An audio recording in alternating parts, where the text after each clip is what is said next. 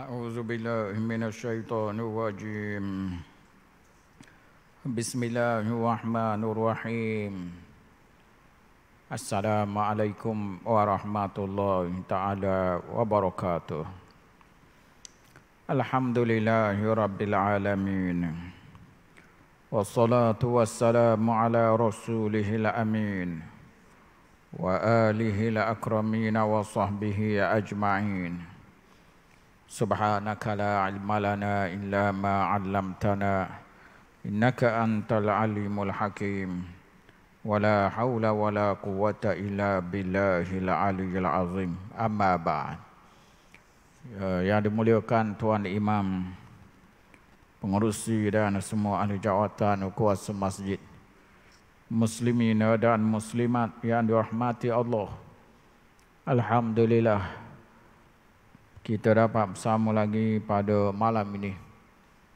Mana pada malam ini kita bercakap tentang tanggungjawab kerajaan untuk membantu rakyat, untuk mengurangkan jurang kemiskinan.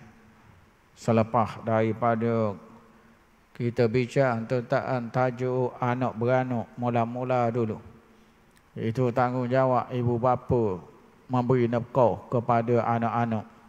Sebegitu juga tanggungjawab anak-anak memberi nafkah kepada mak pak dan juga toki dia.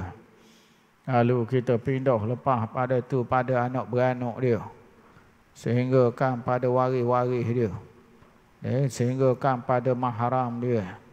Kemudian baru kita pindah kepada jiran yang berada di tepi rumah dia juga bertanggungjawab untuk memberikan bantuan. Lalu pada malam ni kita nak tengok mengenai tanggungjawab kerajaan untuk memberi bantuan kepada rakyat.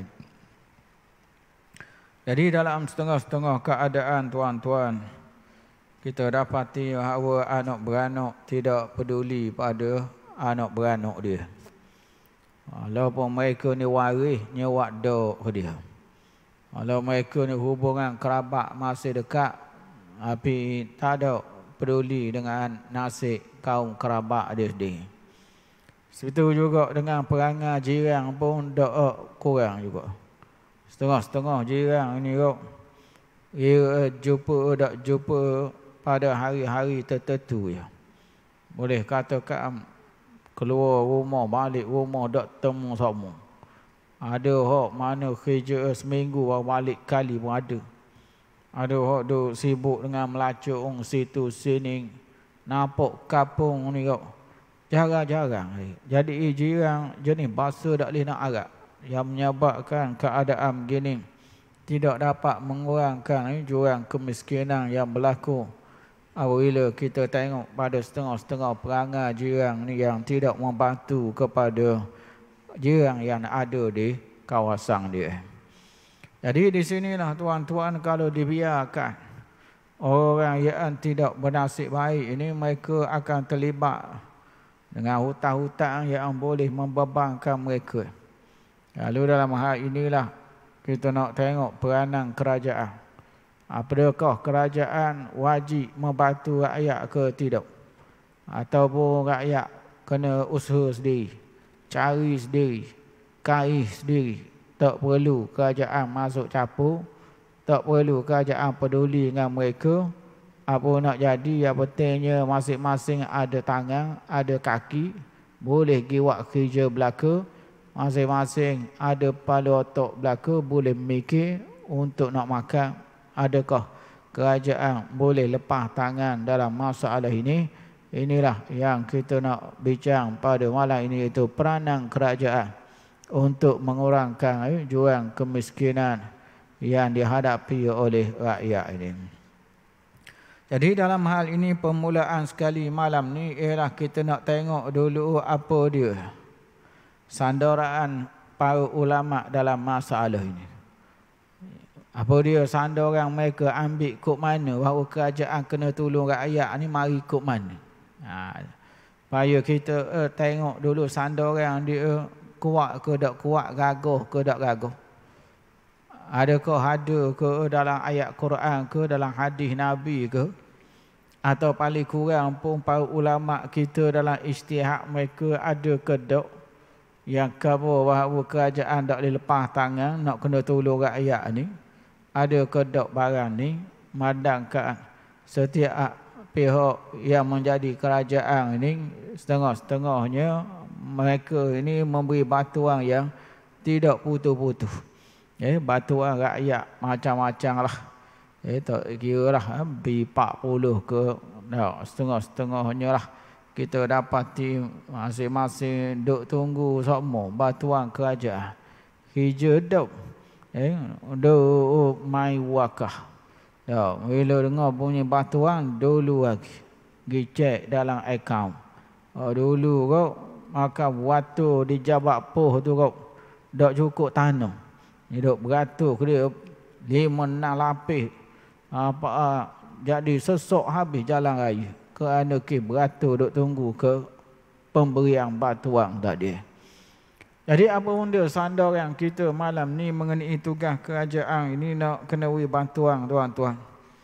Jadi bila kita cek kita dapati ianya dijelaskan oleh Nabi kita sallallahu alaihi wasallam di dalam hadis yang diriwayatkan daripada Al-Imam Abu Daud daripada Abi Maryam Al-Azdi qala sami'tu Rasulullah sallallahu alaihi wasallam yaqulu man wallahu Allahu azza wa jalla syai'an min amril muslimin fahtajaba duna hajatihim wa khallatihim wa faqrihim ihtajaba Allahu anhu duna hajatihi wa khallatihi wa faqrihi. Itu hadisnya sangat jelas pada malam ni tuan-tuan. Yang mana ianya merujuk kepada pemerintah. Orang yang kita latih, orang yang kita serahkan urusan kita ini pada mereka. Rupanya peruntukannya sangat jelas. Dalam hal ini Nabi kita menunjukkan kata-kata dia ini pada pemerintah. Tak kira dia perintah, tak kira parti mana merintah, tak kira lah pihak mana merintah ni tau kerja dia. Yang dijelaskan oleh Nabi ni dengan terang, tak perlu nak ragu-ragu, nak nusuk-nusuk, tak perlu nak berahsia-rahsia lagi, jelas. Apabila Nabi sallallahu alaihi wasallam oleh hadis daripada Abi Maryam Al-Azdi ini kata Nabi, katanya aku mendengar sendiri Rasulullah sallallahu alaihi wasallam bersabda, man wallahu Allahu azza wa jalla syai'an min amril muslimin, pia-pia hak Tuhan wi kuasa ke dia sesuatu daripada urusan orang Islam. Pia-pia hak Tuhan latih dia, pia-pia hak Tuhan wi ke dia menguruskan sesuatu urusan orang Islam, lalu dia fahtajaba, lalu dia itu belok orang, dia sekat orang, dia tak peduli ke orang, dia tak jumpa dengan orang, dia tak nak temu dengan orang, dia tak lari dari orang. Tak kira lah, yang pentingnya orang nak jumpa dengan dia tak boleh jumpa. Orang nak pergi ke dia, tahu sajalah. Bila ada kuasa kita ni kau, macam-macam lah. Kita boleh buat boboh 2-3 orang pun muka pintu pun dah akan nak dah. Dia nak kabur, lalu dia menghijab orang ramai. Fahtajabah ni mana dia menghijab. Dia menghijab ni makna dia menyekat. Dia menutup orang ramai daripada meminta hajat mereka. Jadi tak siapa hajat orang ramai. Dan juga dia menyekat kepada keperluan orang ramai. Dia menyekat juga kepada sesuatu yang diingini oleh orang ramai. Jadi apa jadi pada orang yang dilantik ini? Apa jadi pada orang yang ada kuasa ini? Yang mana dia ini menjadi golongan yang menyekat kepada hajat, keperluan dan juga kemahuan orang ramai, maka jawapannya ihtajaballahu anhu duna hajatih wa khallatihi wa faqrih. Allah Ta'ala akan hijab dan belok juga kemahuan dia, keinginan dia. Dan juga hajat dia. Tuhan akan belok juga satu masa nanti. Ini nak kena ingat. Bahawa kita kehidupan yang sementara ini ada di sana pembalasan yang menanti jika kita tidak berlaku adil, tidak mengikut pada saluran dan juga jalan yang telah digariskan oleh agama ini. Jadi menyekat hajat orang ini, kita kena faham molek. Setiap orang masing-masing ada keperluan yang terdesak. Jadi kita kira keperluan sebegini kalau tidak ditunaikan, boleh membawa kepada kes-kes yang tidak diduga. Setengah-setengah bunuh diri ada kerana tak ada keinginan untuk hidup lagi. Sebab apa tak boleh hidup dah? Kerana payah, hidup payah. Itu PKP baru ni. Kita dapati jumlah bunuh diri ramai. Ramai yang mengambil keputusan untuk bunuh diri. Itu data daripada pihak polis diri pun menyebut ramai yang mengambil keputusan putus asa dah. Tak boleh hidup dah. Kerana keperluan sangat-sangat terdesak ketika nak kerja tak boleh. Mereka nak keluar rumah tak boleh. Ketika saat-saat kita kata keperluan makan minum nak diteruskan, ada ramai yang memilih untuk nak bunuh diri. Ini juga antara yang kita kata boleh menjadi suatu persoalan di hari akhirat ni. Kerana pihak kerajaan duduk mana?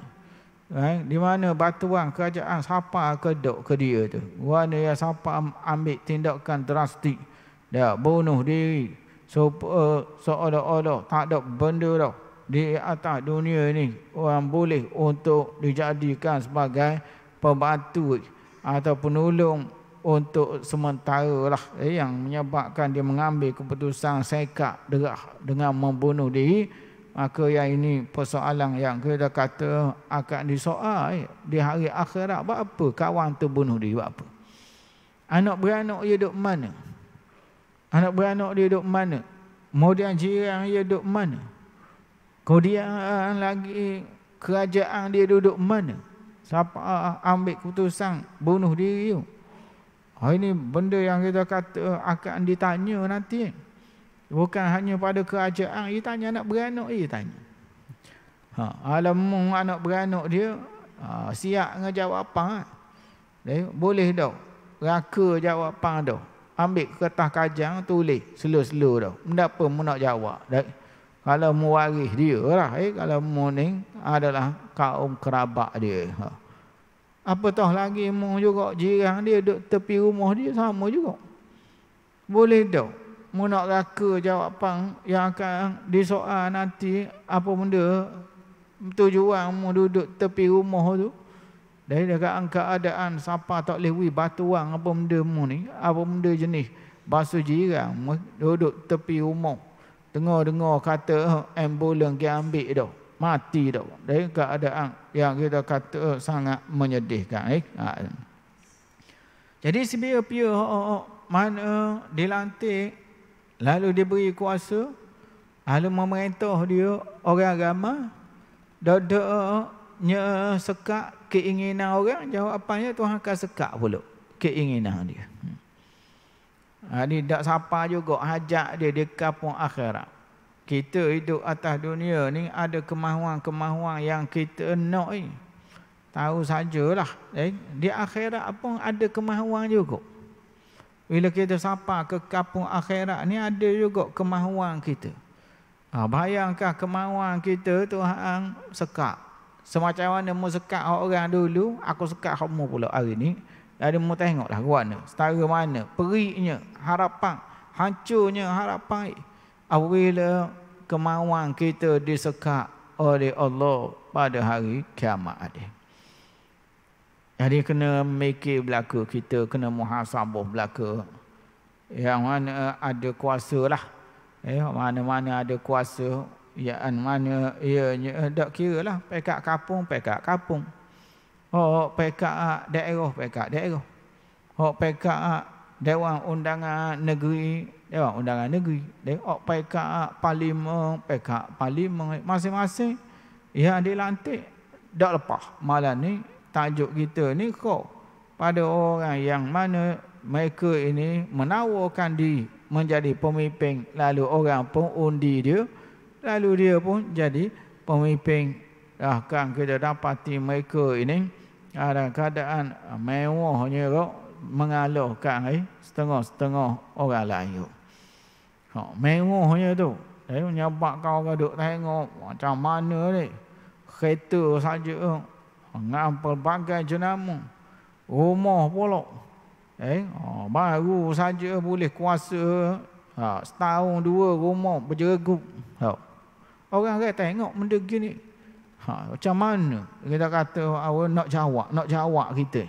Nak jawab ke mana dalam keadaan ramai tak siapa keperluan mereka. Lalu ada orang yang mana dilantik ni bermewah-mewah. Nak jawab ke mana? Akhirnya kita kata masing-masing nak kena beri perhatian. Makna kita nak khabar itulah Sayyidina Umar bin Khattab radhiyallahu anhu. Bila mari kemarau musim susah, makan roti dengan garang je. Hak khabar biar sama dengan rakyat. Orang kata ke dia mau makanlah hak molek dak apa. Dia kata dok rakyat kita gini kita makan gitu juga. Lagi dah habis kemarau, lagi tu kita dak akan ubah menu kita. Ini orang panggil berjiwa rakyat. Yang tahu nadi rakyat. Yang mana mereka juga ada rakyat. Mereka juga ada salah seorang rakyat. Nak lari mana dia? Nak lari mana? Orang latih kejap jadilah pemimpin. Bila dah orang dak latih dah, Allah dah balik jadi rakyat mula. Nak lari ke mana? Kita ni gitu je. Orang latih jadi pemimpin. Bila kalah kau balik jadi rakyat mula. Nah, lebih kurang macam kita temu di bank rakyat sekali. Beratus serupa dengan kita. Itu juga makan rambutan rakyat. Serupa ke kita juga. Dak lokoh. Rambutan murah. Rambutan rakyat. Nah, sama je lah kata bahawa lebih kurang dengan kita. Mungkin je rakyat juga. Nak lari ke mana dia. Dan learning ada kuasa boleh lah. Nak makan rambutan macam-macam lah anak sekolah. Cik embung apa boleh. Tapi bila tak ada dah kuasa, makan rambutan rakyat apa kita juga. Mungkin dia pun rakyat, kita pun rakyat juga. Sama-sama rakyat. Ini yang kita kata Allah Ta'ala memberikan kuasa pada orang yang dia nak. Itu dijelaskan oleh Allah Ta'ala. Dia memberikan kuasa pada orang yang nak. Dan dia boleh pecah dan tarik senjauh daripada orang yang dia nak. Allahumma malikal mulk. Mana Allah Ta'ala lah sebagai penguasa yang paling agung sekali. Dia yang memiliki kekuasaan dia. Dia beri orang yang dia nak. Dia senjauh pun daripada orang yang dia nak. Dia nak kena biar bila diberi amanah, diberi tugasan, kita buat molek. Mana-mana peruntukan yang berkait dengan yang berkait dengan orang yang dilantik ini nak kena molek. Ini jangan ada di kalangan kita ni polong seorang jadi senang hidup seorang. Jangan. Sama sekali semua ini sangat bahaya di hari akhirat nanti tuan-tuan. Jadi dalam hal yang lain juga kita dapati Nabi SAW memberitahu orang yang tidak menjalankan tugasnya di kalangan pemimpin ini ada amaran yang kerah.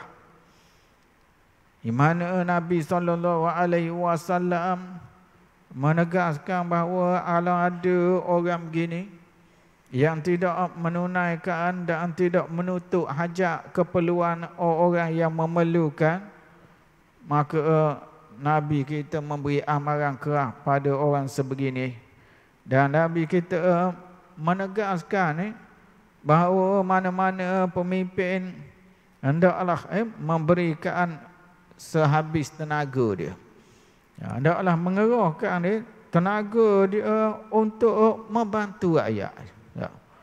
Dengan mana Nabi mengatakan kalau ada hok dak jalan tugas, jangan duk harap masuk surga dengan rakyat. Rakyat masuk surga dia main luar. Tak. Tu yang baik, jangan wisapa tahap tu. Nak masuk surga dengan rakyat kena berikan. Dia panggil usaha yang perlu dilipat gandakan lah. Bukan sekadar kita kata pada musim-musim tertentu je batuan. Nak ngundi derah lalu batuan. Dia lambat lagi 5 tahun lagi. Biar ikat perut dulu. Tahun-tahun akhir kita tabur biar banyak tak apa. Itu ada juga. Ya pada masa yang nak undi orang je. Ada juga mainan gitu. Ini yang kita kata macam-macam lah. Bila kita tengok pelbagai orang, pelbagai kita kata institusi yang menyebab kadang-kadang kita kata dia hanya sekadar nak kuasa saja, nak kuasa. Dia rakyat dipermainkan. Rakyat dipermainkan supaya rakyat payah nak meleh Allah dedak lalu. Orang tu mari gaigat dak terang dak. Tu yang banyak orang tu dak nak meleh mau cari diri lagi kaih diri lah mong. Moga kita tak mau meleh. Nak meleh dedak lalu wi. Dedak lalu panggil lalu. Awang ni kau tahu saja siang sungguh. Ingat tuang nak wi dedak gi juga.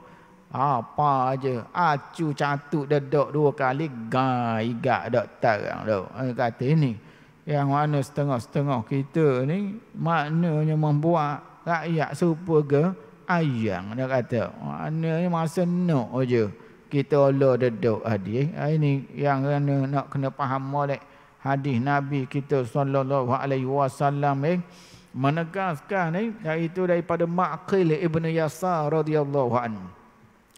Di mana sami'tu Rasulullah sallallahu alaihi wasallam yaqul, aku dengar lek-lek dia kata.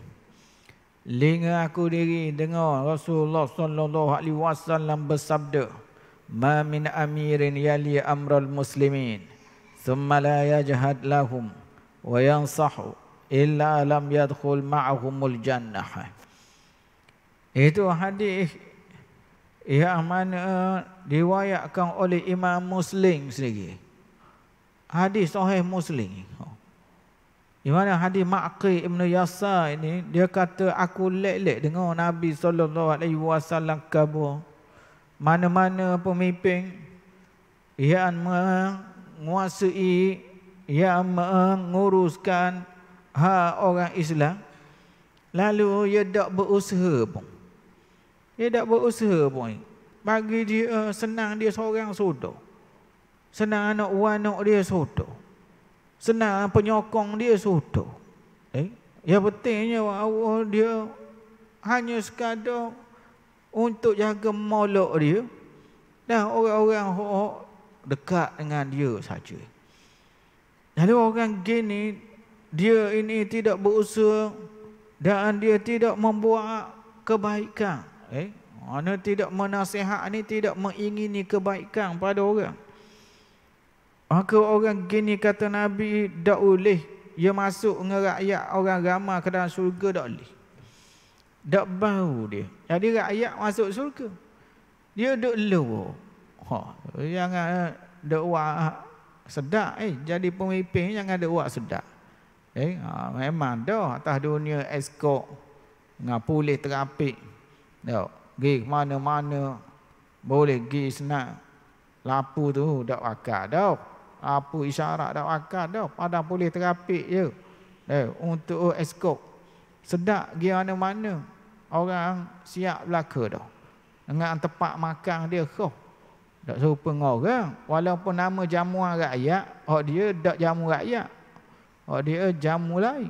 Itu memang kita kata walaupun ianya untuk orang ramai, tapi kadang-kadang kita dapati mereka yang menjadi pemimpin tidak sedar. Tidak sedar dia. Bahawa di hari akhirat rakyat masuk dalam syurga, dia tak boleh masuk.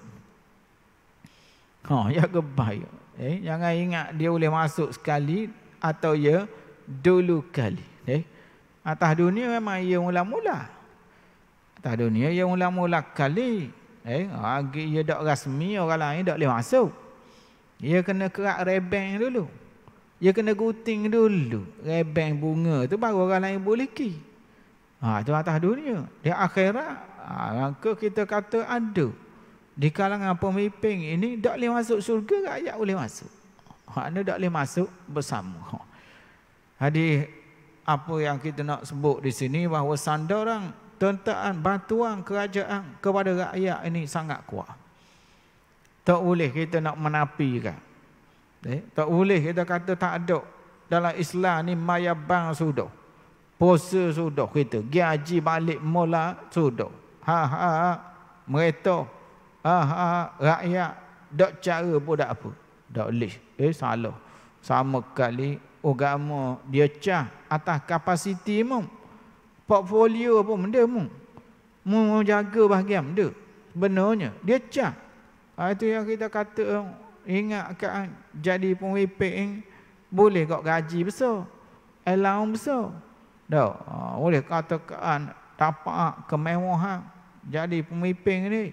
Tapi bencana dan juga bahana pun besar juga. Ini yang kita kena tahu. Bagaimana keuntungan besar, ke risiko liability pun besar. Ke mana-mana nak kena beri perhatian mengikut kepada apa yang kita faham pada malam ni. Bagaimana seorang pemimpin itu sendiri, tuan-tuan, mereka ini bila tidak menunaikan tanggungjawab mereka dengan sebaik-baiknya, maka dalam keadaan begini ada yang menanti mereka di hari akhirat, iaitu rakyat masuk surga, dia duduk luar. Dia boleh katakan hari itu kau dah habis makan. Dah habis makan kita hari itu, Allah baik jadi rakyat boleh masuk surga senang-senang. Moga rakyat ya tak ada hanya banyak. Kita hanya banyak mau jalan ke dak, moga dia rakyat. Nak jalan buat benda, mau batu dak orang. Dia tak hanya ke rakyat, moga hamba rakyat. Apa nak tanya hamba wi batuang ke dak wi batuang? Ini yang kita kata dia cah kepada pemimpin khuf di hari kiamat. Rakyat lepas dalam masalah ni. Bukan maksud lepas kau surga belaka. Dia cah bahagian lain pula. Memayabang cukup ke dak rakyat? Mu bagi rakyat, mu puasa ke dak rakyat? Mu bagi rakyat ni, mu tunai ke dak? Hak yang wajib hak lain. Wi nafkah dak kan anak bini mu rakyat. Jadi jangan ada ingat hamba mujur dak jadi pemimpin, jadi rakyat, ada peluang hamba masuk surga. Dak. Nak kau setiap orang akan dicah dia mengikut kepada apa yang diamanahkan pada dia. Jadi jangan diingat jadi rakyat pun senang-senang masuk surga dak. Jadi cuma nak kau dalam batuan, ni memang rakyat tidak akan disoal. Dia akan bertanya kepada pemimpin dalam hal ini. Lalu kalau kita tengok lagi dalam hadis yang lain lagi, tuan-tuan, di mana Nabi menegaskan kepada mana-mana pemerintah. Dia khabar ni padang tu. Mana-mana pemerintah tak boleh lok sama kali rakyat, tak ada orang batu tak boleh. Kena wi batu. Ke mana-mana tak boleh lok sama sekali. Ini diriwayatkan oleh Imam Bukhari dan Muslim. Hadis Abu Hurairah radhiyallahu anhu. Anin Nabi sallallahu alaihi wasallam annahu qala man taraka malan fali warasatihi wa man taraka kallan fa ilaina. Itu Nabi sallallahu alaihi wasallam mengatakan pia-pia meninggalkan harta, waris dia akan ambil harta tu. Mana-mana orang mati ada harta, waris dia ambil harta itu. Dan mana-mana orang yang meninggalkan bebanan hutan, bebanan bayaran, kita tolong ambil alih.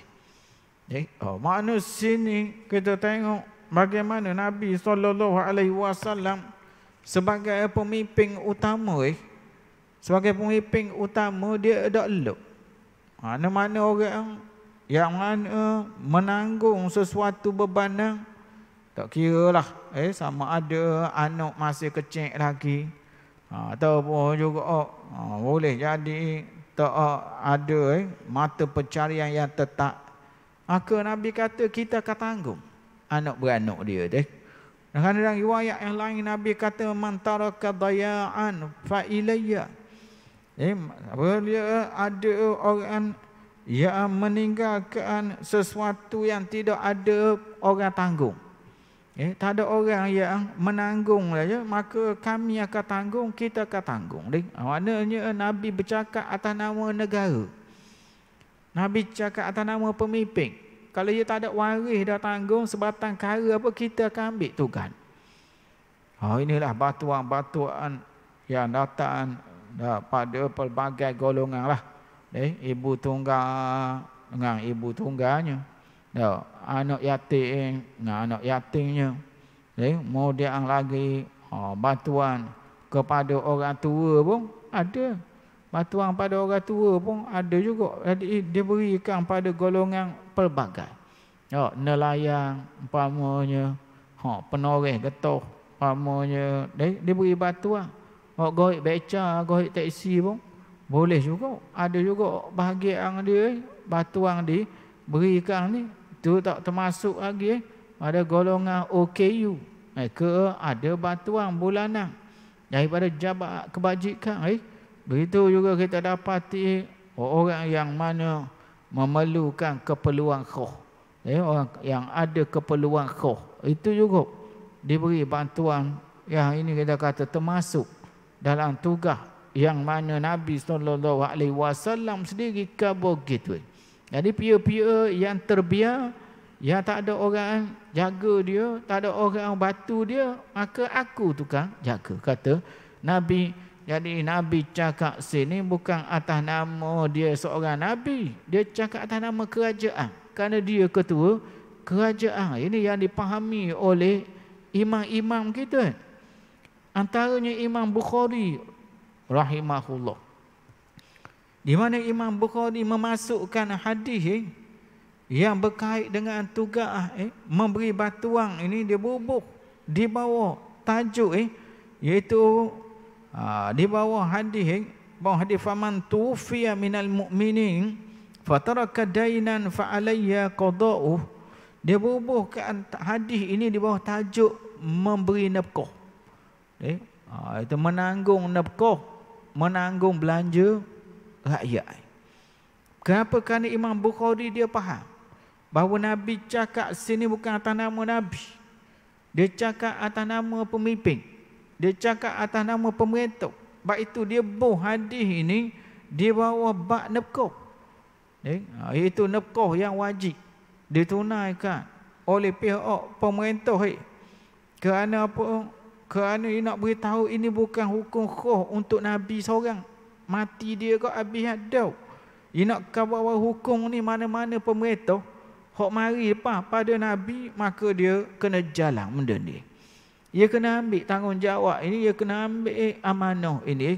Jadi bukan untuk Nabi saja. Oleh sebab itulah Al-Imam Ibn Hajar Al-Asqalani dia memberi komentar dia dengan perbuatan Imam Bukhari rahimahullah, yang mengatakan bahawa Imam Bukhari memasukkan hadis tadi di bawah tajuk nafkah kerana nak khabar pada kita, mana-mana orang yang mati lalu ada anak-anak kecil yang tidak ada apa-apa, tak ada orang tanggung, tak ada orang boleh pera, maka belanja mereka itu wajib daripada Baitul Mal Muslimin.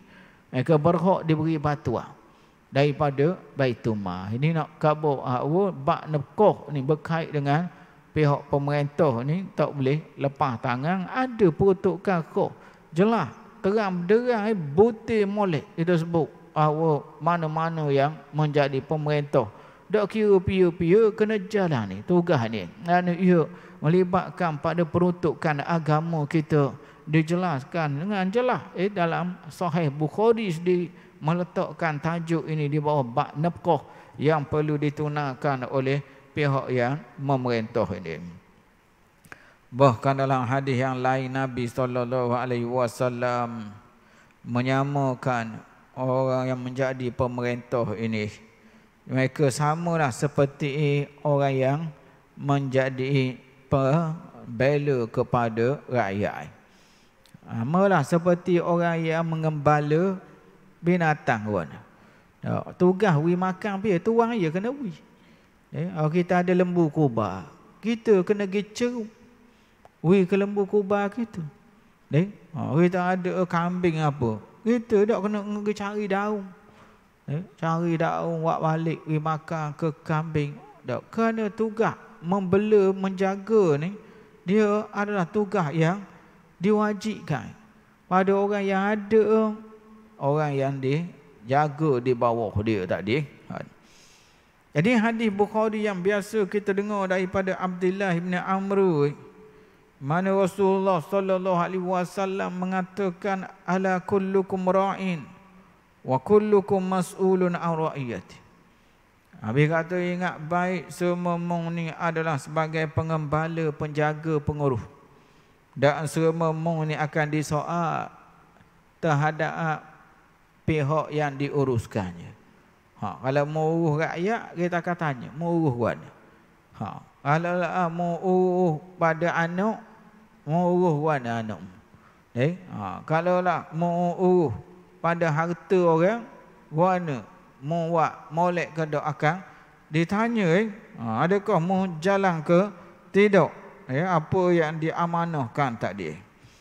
Lalu Nabi menyebut satu persatu. Dia kata fal imamul a'zam, pemerintah tertinggi. Mereka ini adalah orang yang menjadi ra'in 'alan nas.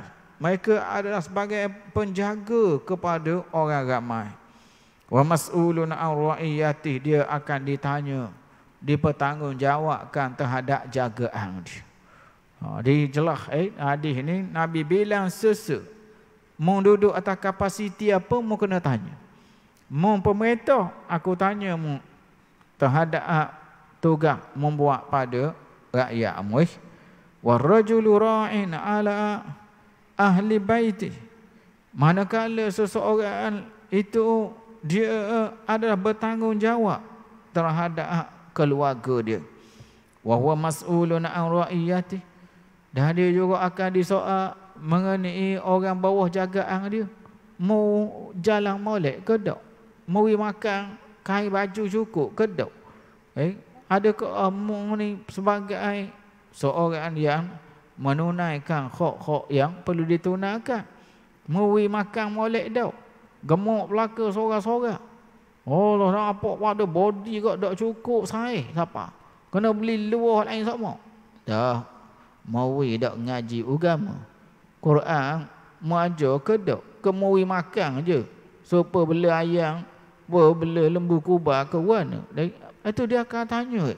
Kerana bagi orang yang mana ada keluarga, dia akan tanya. Mau jaga setara mana keluargamu? Setengah orang cukup makan je. Anak dak bolo orang sudah, akhlak dak tahu tah mana. Fardu ain pun tak ada setuh sikit. Bagi dia anak dak mati bulu kan sudah. Ni akan disoal. Nak kena faham molek kita ni. Jangan kita ingat tanggungjawab hamba selesai dah. Tanggungjawab hamba selesai dah. Hamba widow. Anak-anak hamba makan kenyang nothing. Masing-masing engkau dak kenyang nothing, kenyang cengek. Dak. Makna bagi dia sudah. Adang dah dalam keadaan tadi. Sedangkan tanggungjawab seorang terhadap anak-anak dan keluarga dia sangat besar. Sangat besar. Nak kena faham molek kita, qu anfusakum wa ahlikum naroi. Pera dirimu dan keluargamu daripada api neraka. Itu setengah kita kau. Allah nyelok ke bini dia tu kau supaya tak ada tok lelaki. Duk main peluk dia orang tu, peluk dia orang ni. Ni semua akan disoal. Lah tu nak kena faham molek kita. Jangan kita jadi tok lelaki, ada keluarga, ada bini. Kita wadak. Allah kita ni faham saja dah. Tak ada kuasa langsung kita ni, bini kita. Dengan bebasnya kita, di mana kita sebenarnya? Dalam agama kita ni hal yang berkait dengan cemburu nak kena ada. Kalau tak cemburu kita, berat kita. Baik ayam bapuk. Ayam bapuk. Alah ayam lain masuk yang kejar ke dia. Kecek kepala. Sakuk pada dawa mata punah.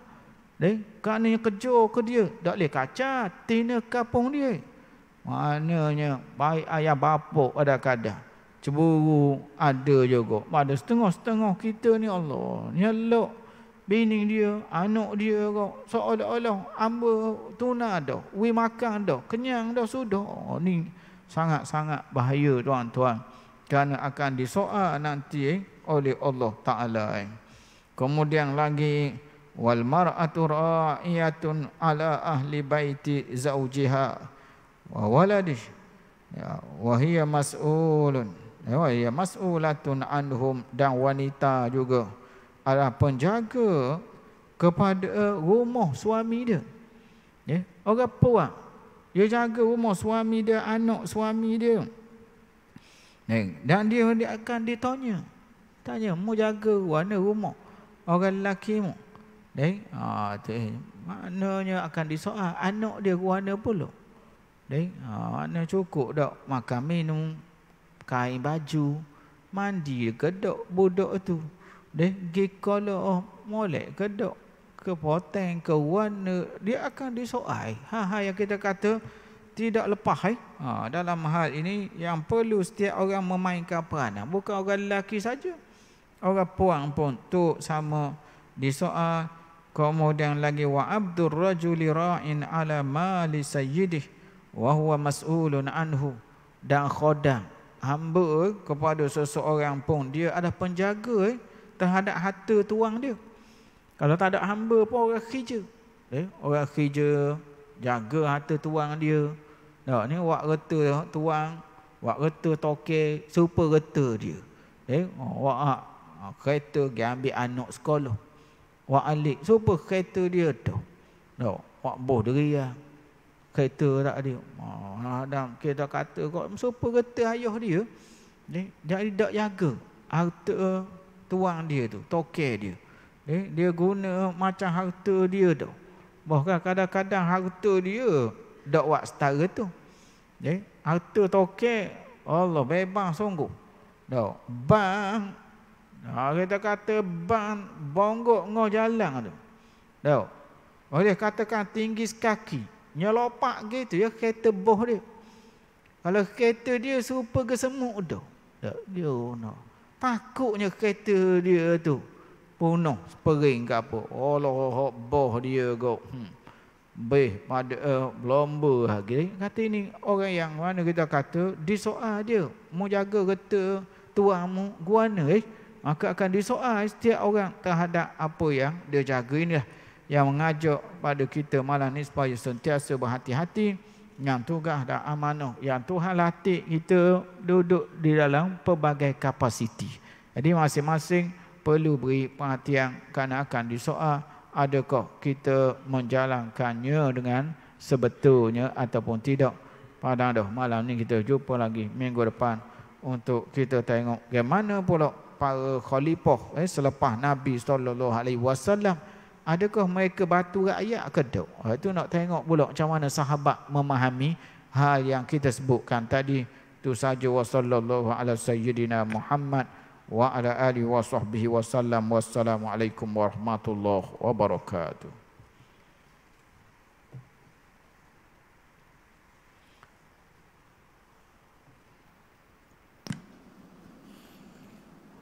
Allahu Akbar.